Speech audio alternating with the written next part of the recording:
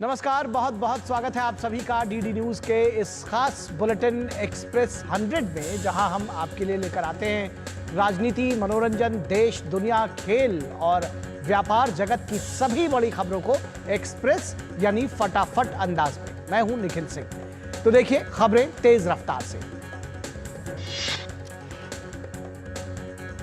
Kolkata RG कर medical college मामले की जांच सीबीआई करेगी। कलकत्ता उच्च न्यायालय ने आरजी कर मेडिकल कॉलेज और अस्पताल बलात्कार हत्या की घटना की सीबीआई जांच का आदेश दिया है। अंतरिम आदेश में उच्च न्यायालय के मुख्य न्यायाधीश की खंडपीठ ने कहा कि कलकत्ता पुलिस को सीसीटीवी फुटेज समेत सभी जांच दस्तावेज बुधवार सुबह 10 बजे तक सीबीआई को सौंपने होंगे। कलकत्ता उच्च न्यायालय ने अस्पताल के बुनियादी ढांचे की रिपोर्ट कोर्ट को सौंपने का भी आदेश दिया है।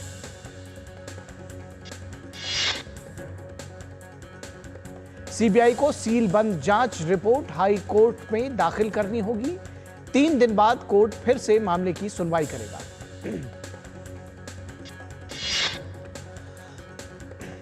इससे पहले मामले से जुड़ी एक अन्य याचिका पर सुनवाई करते हुए अदालत ने आरजी कर मेडिकल कॉलेज एंड हॉस्पिटल के प्रिंसिपल को अनिश्चितकालीन छुट्टी पर जाने का निर्देश दिया।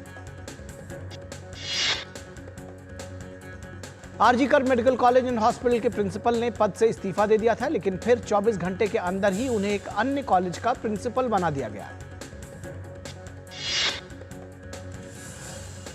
भाजपा ममता बनर्जी के फैसले पर हमलावर है। भाजपा नेता शुवेंदु अधिकारी ने मुख्यमंत्री और स्वास्थ्य मंत्री के इस्तीफे की मांग की है।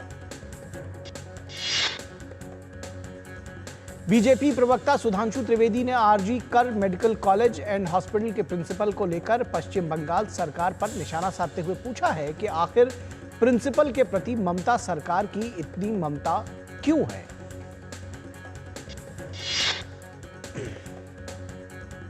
उधर दोषियों के खिलाफ कड़ी कार्रवाई की मांग को लेकर लखनऊ से लेकर दिल्ली तक, कोलकाता से लेकर मुंबई तक देश भर में डॉक्टरों की हड़ताल मंगलवार को भी जारी रही। डॉक्टरों की हड़ताल का सबसे ज्यादा प्रभाव पश्चिम बंगाल पर पड़ा है। दिल्ली के डॉक्टर राम मनोहर लोहिया अस्पताल के डॉक्टरों ने पीड़िता को न्याय दिलाने की मांग की है। केंद्रीय स्वास्थ्य मंत्री जेपी नड्डा ने कोलकाता में हुई घटना की जांच सीबीआई को सौंपे जाने का स्वागत किया है।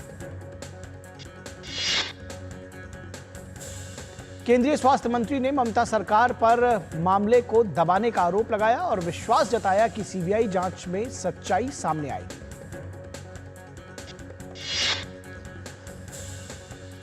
कलकत्ता में ट्रेनी डॉक्टर के साथ दुष्कर्म और हत्या के मामले में केंद्रीय स्वास्थ्य मंत्री जेपी नड्डा ने इंडियन मेडिकल एसोसिएशन के प्रतिनिधिमंडल के साथ बैठक की।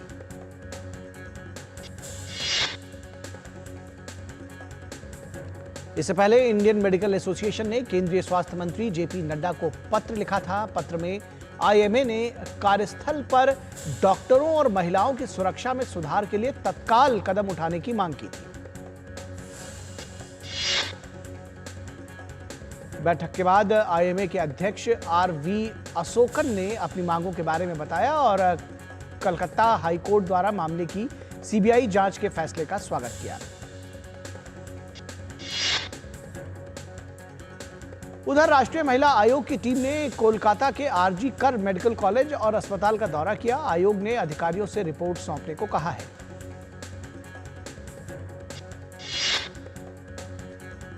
एनसीडब्ल्यू सदस्य डेलिना खोंगडुप ने बताया कि अधिकारियों से रिपोर्ट मांगी गई है। पुलिस ने अब तक की कार्रवाई के संबंध में सोमवार को ही अपनी रिपोर्ट आयोग को भेज दी थी। आयोग इस रिपोर्ट का अध्ययन करेगा। एनसीडब्ल्यू सदस्य डेलिना खोंगडुप ने बताया कि आरजी कर मेडिकल कॉलेज और अस्पताल के मामले में वास्तव में कई सुरक्षा खामियां पाई गई हैं। वहीं राष्ट्रीय मानवाधिकार आयोग ने मामले का संज्ञान लेते हुए पश्चिम बंगाल के मुख्य सचिव और डीजीपी को नोटिस जारी कर 2 हफ्ते में विस्तृत रिपोर्ट मांगी है।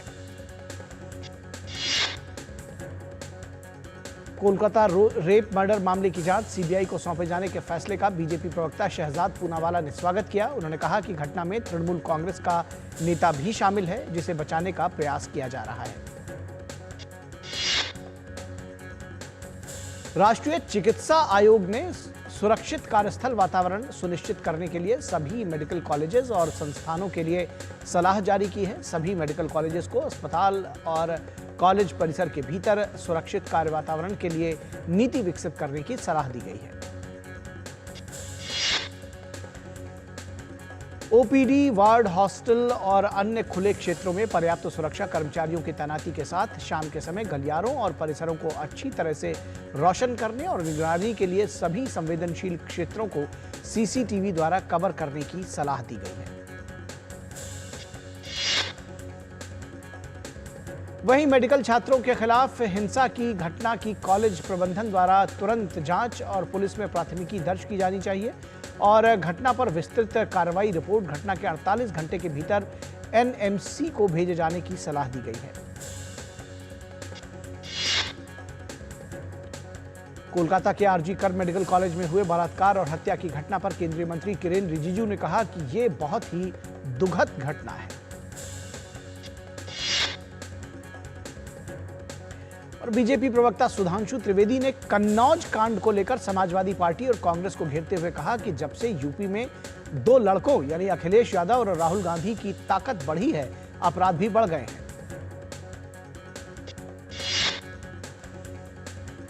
उत्तर प्रदेश के उप मुख्यमंत्री केशव प्रसाद मौर्य ने कहा कि समाजवादी पार्टी का मतलब ही अपराध और भ्रष्टाचार है।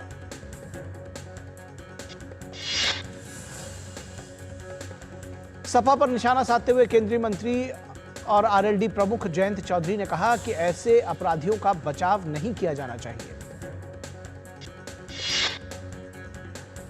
मुख्यमंत्री योगी आदित्यनाथ ने लखनऊ के लोक भवन में उत्तर प्रदेश लोक सेवा चयन आयोग द्वारा चयनित चिकित्सा, स्वास्थ्य एवं परिवार कल्याण और अन्य विभागों के 1036 अभ्यर्थियों को नियुक्ति पत्र वितरित किए। योगी आदित्यनाथ ने कहा कि अब यूपी के युवाओं के लिए पहचान का संकट नहीं है। उत्तर प्रदेश अब आगे बढ़ रहा है। अब उत्तर प्रदेश के लोगों को सम्मान की नजर से देखा जाता है। त्रिपुरा में सोमवार को अगरतला के नंदन नगर बाजार से पुलिस ने 4 बांग्लादेशी नागरिकों को गिरफ्तार किया है। इसके साथ ही बीएसएफ ने 12 से 15 बांग्लादेशी नागरिकों के एक समूह द्वारा घुसपैठ करने की कोशिश को नाकाम कर दिया। एमपी एमएलए विशेष मजिस्ट्रेट की अदालत ने आम आदमी पार्टी के राज्यसभा सांसद संजय सिंह और पूर्व सपा विधायक अनूप सांडा समेत 5 दोषियों के खिलाफ गैर जमानती वारंट का जारी किया है। एनएचए यानी राष्ट्रीय स्वास्थ्य प्राधिकरण और महाराष्ट्र स्वास्थ्य विज्ञान विश्वविद्यालय ने डिजिटल स्वास्थ्य शिक्षा को बढ़ावा देने के लिए समझौता ज्ञापन पर हस्ताक्षर किए। केंद्रीय स्वास्थ्य मंत्री जेपी नड्डा ने कहा कि यह साझेदारी न केवल मेडिकल छात्रों और पेशेवरों के कौशल को बढ़ाएगी बल्कि एमवीडीएम के व्यापक कार्यान्वयन को भी बढ़ावा देगी।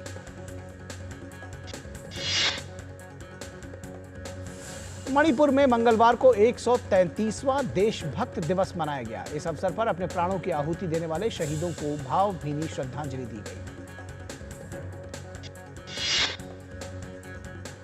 मणिपुर के मुख्यमंत्री एन वीरेन सिंह ने हिचाम यिचमतम और धंगल जनरल के मंदिर में शहीदों को श्रद्धांजलि अर्पित कर उन्हें याद किया। गोवा की राजधानी पणजी में मत्स्य पालन, पशुपालन और डेयरी मंत्रालय ने 1 दिवसीय प्रशिक्षण कार्यशाला आयोजित की, जिसमें केरल और गोवा के अधिकारियों ने शिरकत की। कार्यक्रम को संबोधित करते हुए मत्स्य पालन, पशुपालन और डेयरी राज्य मंत्री प्रोफेसर एसपी सिंह बघेल ने किसानों के विकास के लिए पशुपालन के महत्व पर प्रकाश डाला।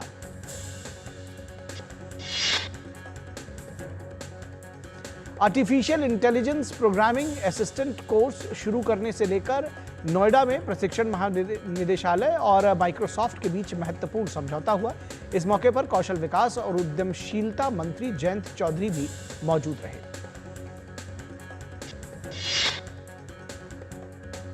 खाद्य एवं नागरिक आपूर्ति मंत्रालय की तरफ से सीमा पर तैनात जवानों के लिए 9 लाख राखियां भेजी गई। ये राखियां दिल्ली स्थित रक्षा मंत्रालय में रक्षा राज्य मंत्री संजय सेठ को सौंपी गई है। दिल्ली आबकारी नीति में कथित घोटाले से जुड़े मनी लॉन्ड्रिंग मामले में राउज एवेन्यू कोर्ट ने दिल्ली के मुख्यमंत्री अरविंद केजरीवाल, बीआरएस नेता के कविता की न्यायिक हिरासत 2 सितंबर तक बढ़ा दी है। दिल्ली के मुख्यमंत्री अरविंद केजरीवाल और बीआरएस की नेता के कविता वीडियो कॉन्फ्रेंसिंग के जरिए कोर्ट में पेश हुए। मामले की अगली सुनवाई 2 सितंबर को होगी।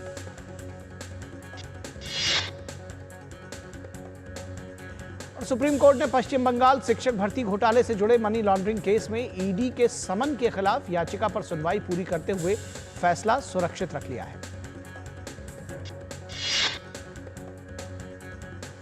स्वतंत्रता दिवस पर लोगों की यात्रा को सुविधाजनक बनाने के लिए दिल्ली मेट्रो रेल कॉरपोरेशन ने सभी टर्मिनल स्टेशन से अपनी सभी लाइनों पर तड़के करीब 4 बजे से अपनी सेवाएं शुरू करने की घोषणा की है।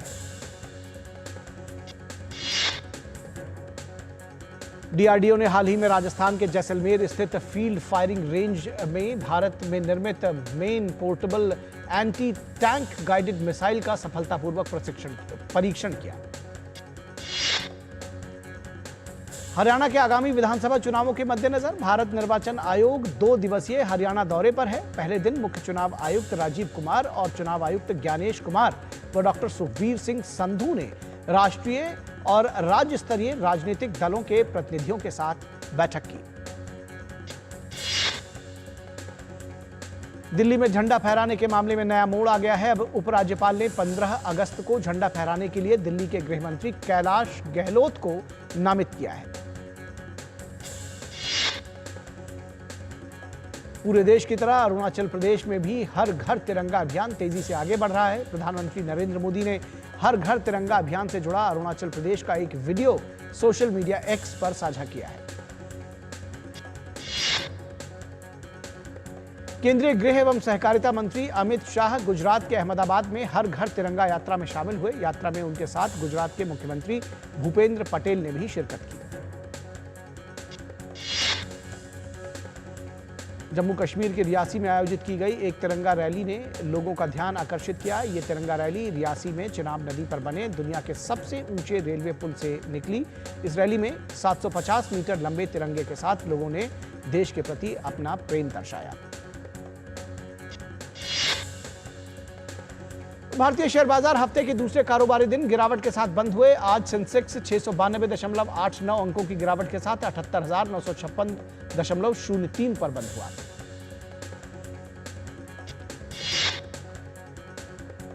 वहीं भारतीय शेयर बाजार में निफ्टी 208 अंक फिसलकर 24,139 अंकों पर बंद हुआ।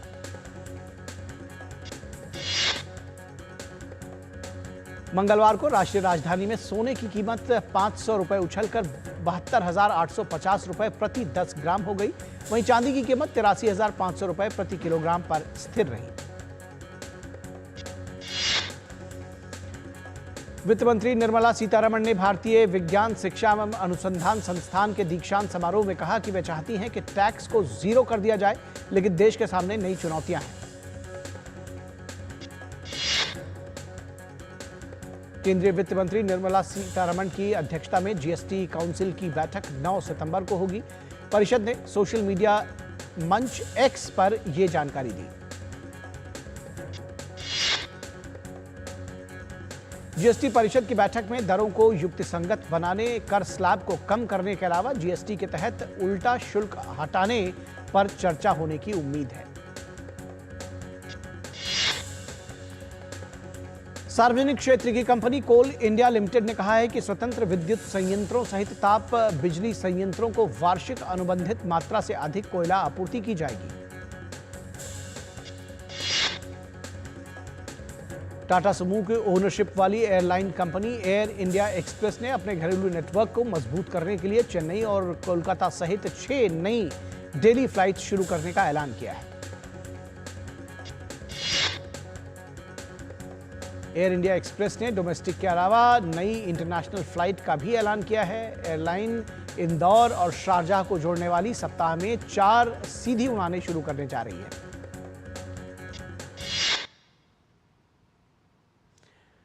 और वोडाफोन आइडिया लिमिटेड ने कहा है कि कंपनी में अपनी हिस्सेदारी के बारे में केंद्र को तय करना है कि उसे आगे क्या करना है। इस संबंध में कंपनी के हाथ में कुछ भी नहीं है।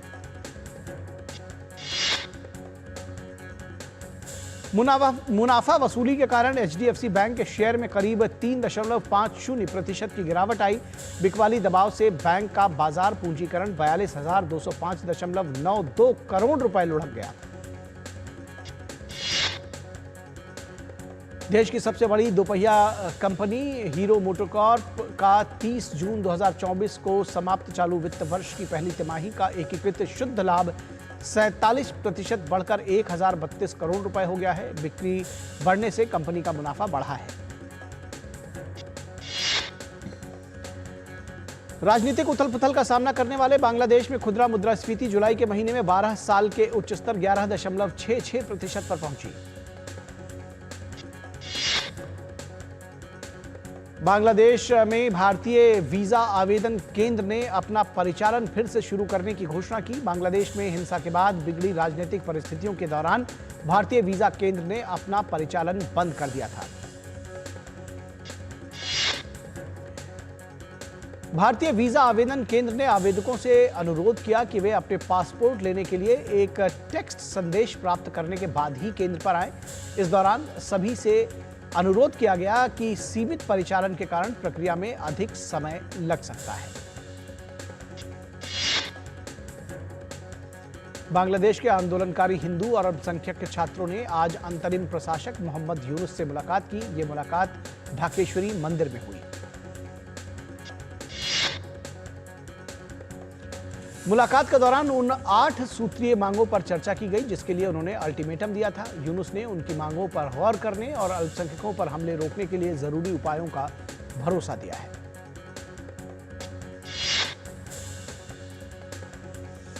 मोहम्मद यूनुस ने कहा कि देश को संकट से बाहर निकालना होगा और हमें एकजुट होना होगा। उन्होंने कहा कि यह समय बंटने का नहीं बल्कि साथ रहने का है।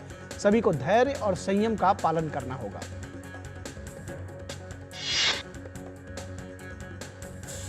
बांग्लादेश की अंतरिम सरकार ने जनता से अनुरोध किया है कि हिंदू मंदिरों, गिरजाघरों और अन्य धार्मिक स्थलों पर हुए हमले की जानकारी मुहैया कराएं। इसके लिए एक हेल्पलाइन नंबर भी जारी किया गया।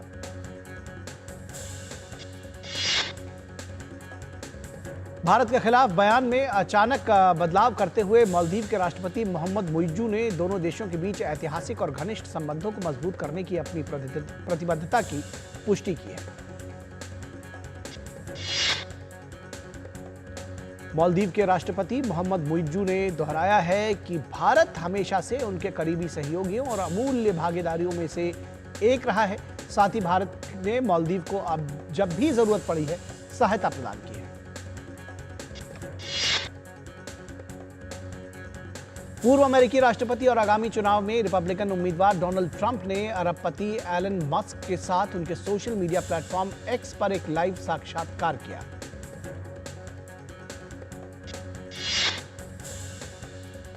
एलन मस्क ने डोनाल्ड ट्रंप से पेंसिल्वेनिया रैली में उन पर हुए हमले समेत तमाम मुद्दों के बारे में बात की। वहीं डोनाल्ड ट्रंप ने बताया कि वो अक्टूबर में एक बार फिर प्रचार के लिए पेंसिल्वेनिया के बटलर जाएंगे।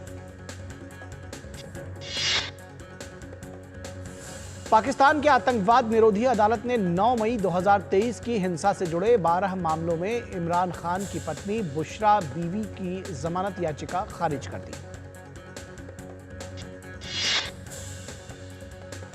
न्यायाधीश ने मामले की जांच 7 दिनों में पूरी करने का निर्देश दिया। 9 मई की हिंसा के विभिन्न मामलों में बुशरा बीवी के खिलाफ मामले दर्ज किए गए थे।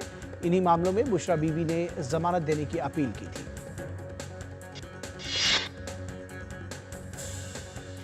नासा के इनसाइट लैंडर से प्राप्त डेटा के मुताबिक मंगल ग्रह की सतह के नीचे तरल पानी का विशाल भंडार होने का अनुमान लगाया जा रहा है। अध्ययन के मुताबिक यह जलाशय मंगल की सतह से करीब 11 से लेकर 20 किलोमीटर की गहराई पर स्थित है।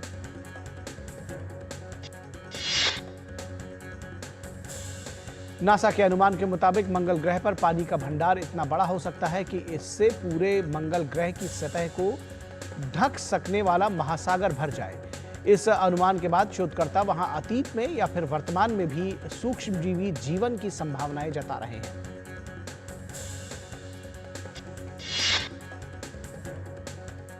और यूरोप के कई देशों जैसे France, Germany, Spain, Greece, Bosnia और इटली में पिछले कुछ दिनों में हीट वेव की स्थिति बनी हुई है। इन देशों में कई शहरों में 30 से लेकर 40 डिग्री सेल्सियस तक तापमान दर्ज किया जा रहा है।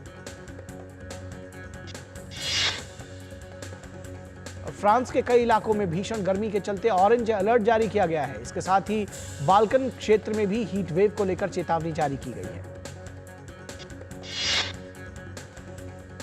पेरिस में ग्रीष्मकालीन ओलंपिक के समापन के बाद ओलंपिक ध्वज अमेरिका के शहर लॉस एंजल्स में वापस आ गया है, जहां इस ध्वज को 2028 के ग्रीष्मकालीन खेलों में फहराया जाएगा। ओलंपिक ध्वज को पेरिस ओलंपिक में भाग लेने वाले करीब 50 अमेरिकी खिलाड़ियों के साथ एक विमान में लॉस एंजलिस लाया गया। इस ध्वज के स्वागत में कैलिफोर्निया के गवर्नर गैविन न्यूमन भी मौजूद रहे। पेरिस ओलंपिक में विनेश फोगाट को रजत पदक मिलेगा या नहीं, इस बात के लिए अभी और इंतजार करना होगा। Court of arbitration for sports ने अपने फैसले को 16 अगस्त तक के लिए टाल दिया है। पेरिस ओलंपिक में कांस्य पदक जीतने वाले अमन सहरावत से केंद्रीय खेल मंत्री मनसुख मांडविया ने मुलाकात की। इस मौके पर खेल मंत्री ने अमन को 30 लाख रुपए का चेक देकर सम्मानित किया। इससे पहले अमन सहरावत भारत वापस लौटने के बाद दिल्ली के छत्रसाल स्टेडियम पहुंचे।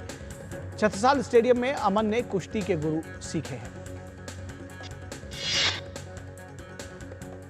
पेरिस ओलंपिक में 2 कांस्य पदक जीतने वाली भारतीय निशानेबाज मनु भाकर ने केंद्रीय मंत्री मनोहर लाल से दिल्ली में मुलाकात की। केंद्रीय मंत्री मंत्री ने मनु भाकर और उनके माता पिता को सम्मानित किया। मुलाकात के दौरान केंद्रीय मंत्री मनोहर लाल ने मनु भाकर के प्रदर्शन की तारीफ की। उनका कहना था कि हरियाणा की बेटी मनु भाकर ने देश का नाम ऊंचा किया है। पेरिस ओलंपिक की कांस्य पदक विजेता भारतीय हॉकी टीम के कुछ सदस्य सुबह भारत वापस लौटे। दिल्ली हवाई अड्डे पर प्रशंसकों ने भारतीय हॉकी टीम के खिलाड़ियों का ढोल, नगाड़ों और फूल मालाओं के साथ जबरदस्त स्वागत किया।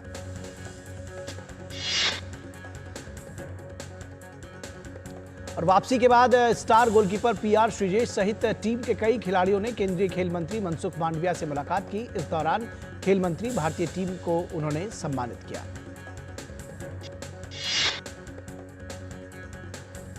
टोक्यो पैरालंपिक स्वर्ण पदक विजेता पैरा शटलर प्रमोद भगत को डोपिंग रोधी नियमों के उल्लंघन का दोषी पाए जाने के बाद 18 महीने के लिए निलंबित कर दिया गया। वो अब पेरिस पैरालंपिक का हिस्सा नहीं होंगे। प्रमोद भगत ने इस निर्णय के खिलाफ सीएएस में अपील की, लेकिन सीएएस ने अपने निर्णय को बरकरार रखते हुए निलंबन की पुष्टि की। इंग्लैंड के तेज गेंदबाज जेम्स एंडरसन टेस्ट क्रिकेट में वापसी के बारे में सोच रहे हैं। उन्होंने कुछ समय पहले ही अंतर्राष्ट्रीय क्रिकेट से संन्यास लिया था। अलेक्सेई पोपिरिन ने कनाडा ओपन टेनिस टूर्नामेंट का खिताब जीत लिया है। उन्होंने फाइनल में आंद्रे रूबलेव को हराकर करियर का पहला एटीपी मास्टर्स 1000 खिताब अपने नाम किया।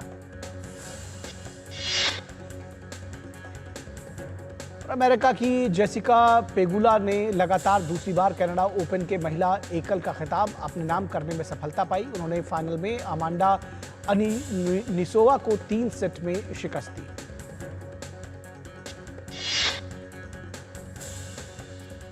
फैबियो कार्वालो ने अब ब्रेंटफोर्ड के लिए खेलते नजर आएंगे। ब्रेंटफोर्ड ने कार्वालो को लिवरपूल से अपने साथ जोड़ा। यह करार 27.5 मिलियन पाउंड में हुआ है। मैनचेस्टर सिटी के स्ट्राइकर आर्लिंग हालांड को PFA player of the year के लिए नामांकित किया गया है। यह लगातार दूसरा साल है जब हालांड इस पुरस्कार की रेस में बने हुए हैं।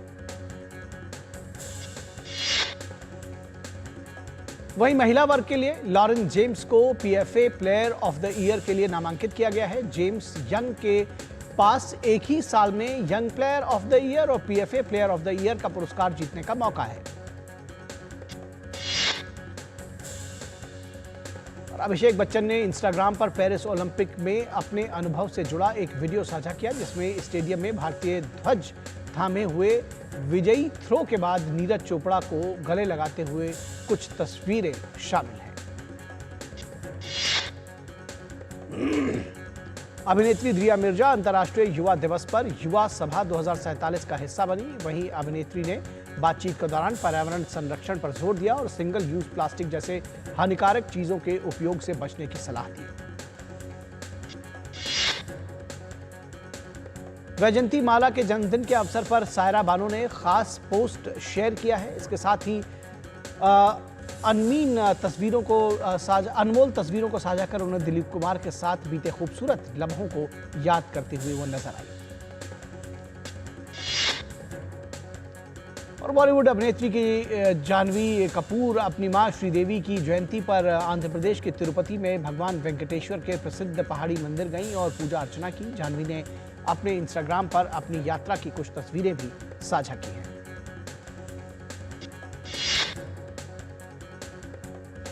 फिल्म स्त्री 2 के रिलीज को सिर्फ एक दिन बचा है। वहीं फिल्म की एडवांस बुकिंग सारे रिकॉर्ड तोड़ती हुई नजर आ रही है। श्रद्धा कपूर की फिल्म स्त्री 2 ने 6.87 करोड़ रुपए से अधिक के एडवांस बुकिंग के साथ स्त्री के पहले दिन के रिकॉर्ड को तोड़ दिया है।